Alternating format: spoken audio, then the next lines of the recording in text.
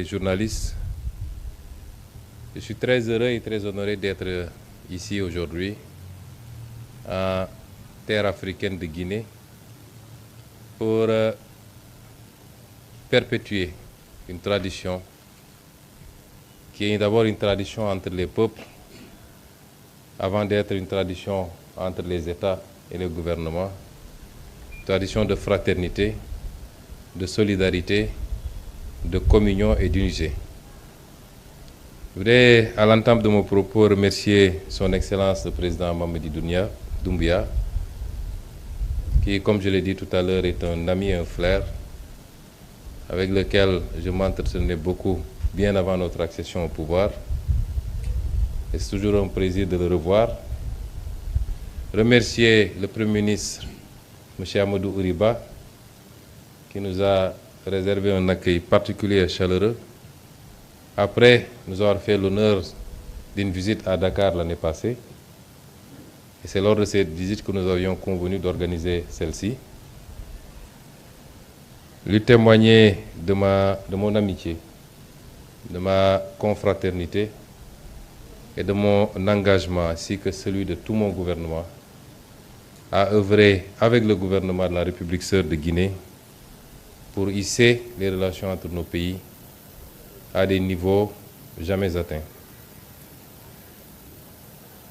Monsieur le Premier ministre l'a dit tantôt, j'ai choisi de mener cette tournée qui, après la Côte d'Ivoire, m'amène en Guinée, avant de continuer sur votre voisin, la Sierra Leone. Non pas pour venir faire ce qui avait été fait, parce qu'il y a une dizaine de jours à peine, la commission mixte entre nos deux pays s'est réunie sous la conduite des deux ministres des Affaires étrangères et avait permis de relancer cette coopération qui était en léthargie depuis plus de 10 ans maintenant, par la signature d'une quinzaine de protocoles, une quinzaine d'accords dans tous les domaines quasiment, en tout cas dans les domaines de la pêche et l'aquaculture, la défense, l'éducation ou l'enseignement supérieur, et j'en passe et j'en passe. Si je suis venu aujourd'hui, c'est pour qu'ensemble, nous puissions catapulter, je choisis bien le mot, il s'agit de catapulter cette relation pour lui faire prendre son envol.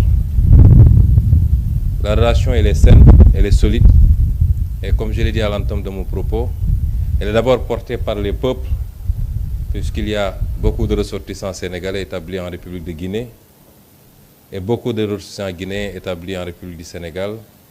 Et de part et d'autre, ces ressortissants sont très bien traités, sont très bien intégrés, ils travaillent, ils gagnent leur vie, s'y marient quelquefois, s'y installent, ils achètent des maisons. Donc c'est les peuples et les populations d'abord qui forment l'assise de cette relation. Et nous devons continuer dans une époque de discours d'exclusion, de xénophobie, à parler à nos populations, à les sensibiliser qu'au-delà des frontières ici du découpage colonial, nous formons un seul et même peuple et nos destins sont liés. Forte ensuite de par l'impulsion qu'à travers les générations, les chefs d'État lui ont donné cette relation, mais que nos deux chefs d'État actuels, son Excellence le Président Mamadi Doumbouya et son Excellence le Président Bassirou Diomaye Faye, ont décidé d'approfondir. Donc je ne suis pas venu pour ce type de relation parce qu'il existe déjà. Je suis venu discuter avec mon homologue sur les voies et moyens de faire un saut quantitatif et qualitatif en mutualisant nos moyens, nos ressources pour pouvoir ensemble et de manière complémentaire construire un développement partagé. Des ressources, nous en avons. Elles n'ont pas été gérées au mieux de nos populations depuis l'indépendance. On continue d'en découvrir par la grâce de Dieu.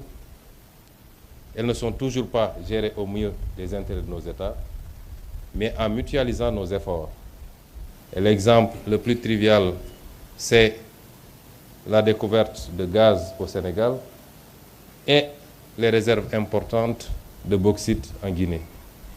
Évidemment, la jonction entre ces deux nous permet de créer, d'ajouter de la valeur à chacune de nos ressources et de gagner 100 fois plus que ce qu'on aurait dû gagner si on continue à les extraire et à les exporter bruts.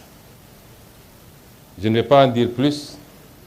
Conformément aux recommandations de son Excellence le président Mamadi Doumbouya, qui après avoir béni nos travaux, nous avoir donné sa caution, nous a donné une recommandation, c'est d'évoluer dans la plus grande discrétion, de prendre le temps de bien cuisiner le plat et de le servir bien mûr pour que nos peuples respectifs de Guinée et du Sénégal puissent être bien servis.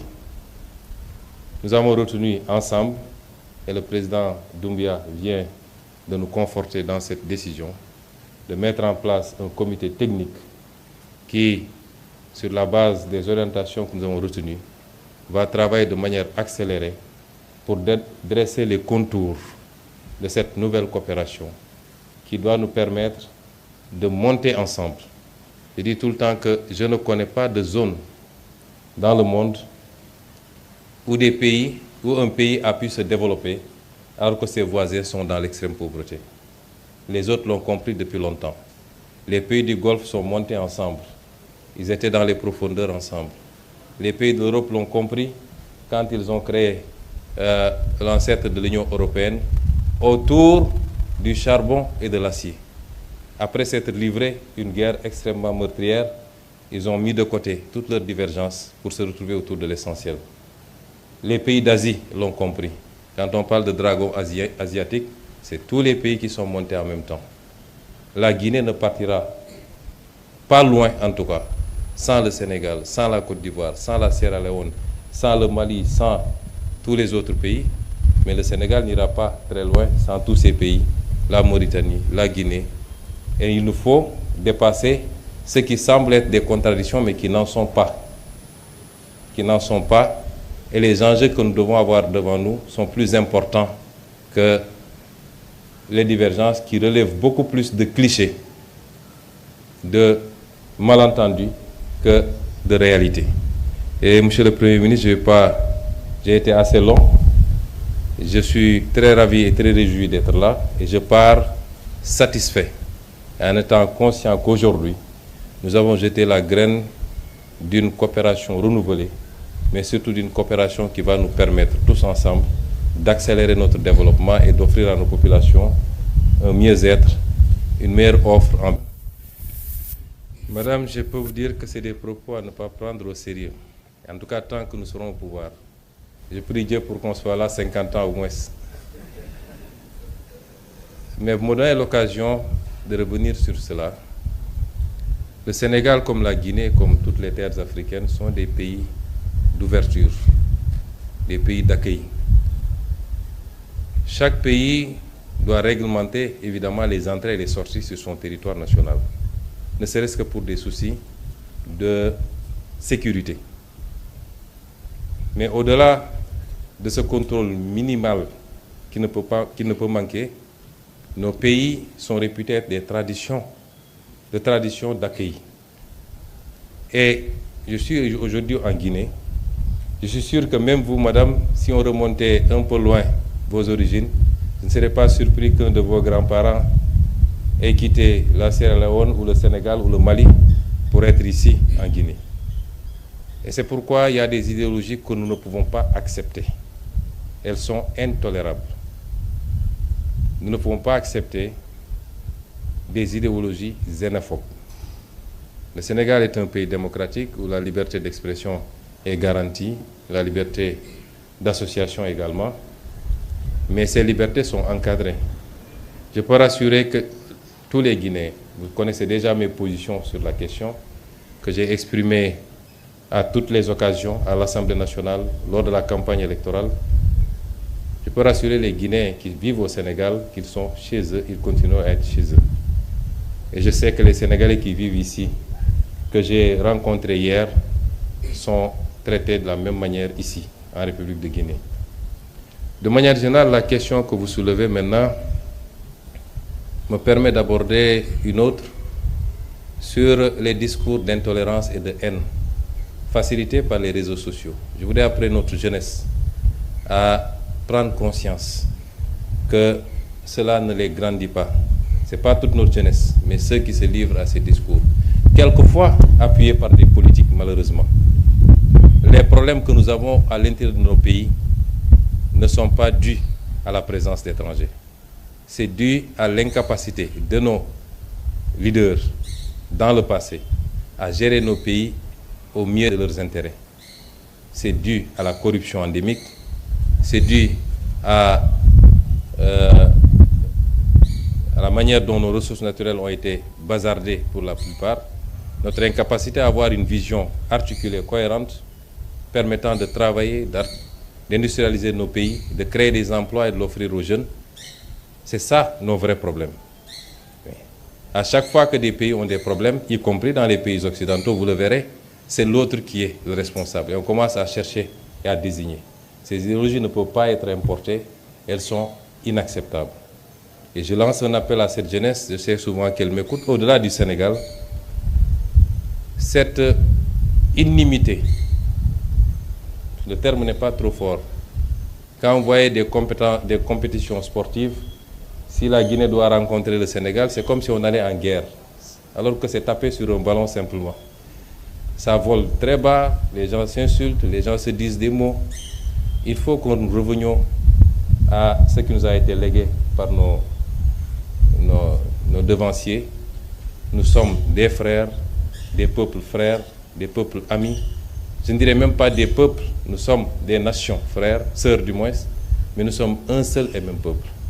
Et je voudrais vous rassurer qu'au Sénégal, toutes les dispositions ont été prises pour que les discours xénophobes, indexant l'autre simplement parce qu'il est, que ces discours disparaissent et qu'ils ne soient jamais suivis d'actes. Merci pour la question. Je suis venu ici pour une tournée économique et voilà une question éminemment politique. Monsieur Tanguy,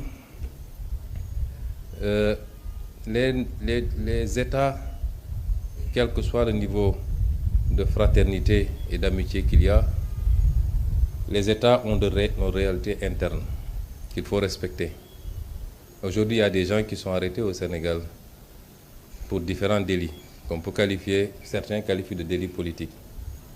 Et ce n'est pas aux autorités guinéennes de venir au Sénégal nous dire ce qu'il faut faire.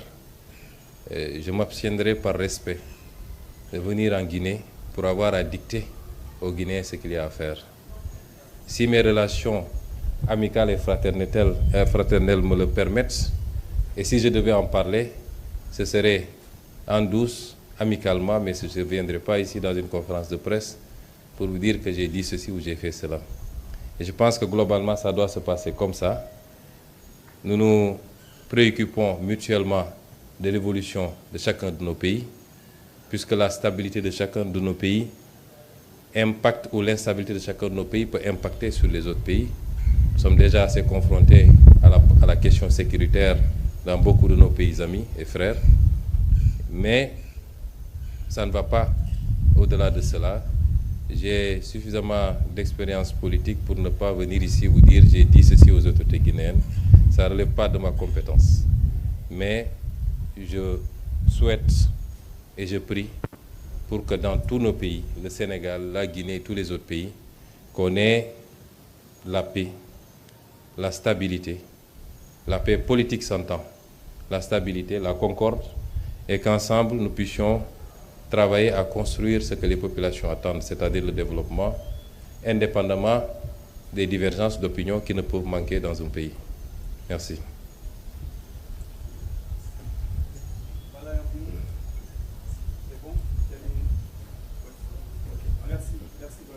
Merci beaucoup.